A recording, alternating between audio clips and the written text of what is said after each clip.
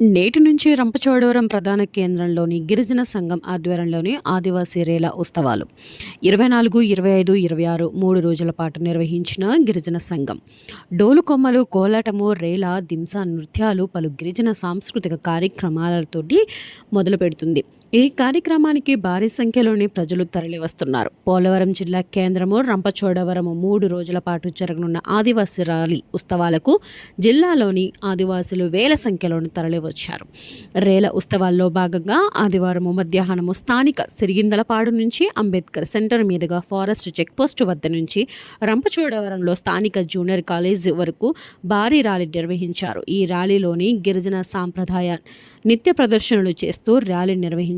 అనంతరము అంబేద్కర్ సెంటర్ నందు మానవహారంగా ఏర్పడి పలు సాంస్కృతిక కార్యక్రమాలు నిర్వహించడం జరిగింది. అనంతరం రంపచోడవరం జూనియర్ కళాశాల ప్రాంగణంలో ఏర్పాటు చేసిన వేదిక వద్దకు చేరుకొని పలువురు ఆదివాసీ నాయకులు ప్రసంగించారు.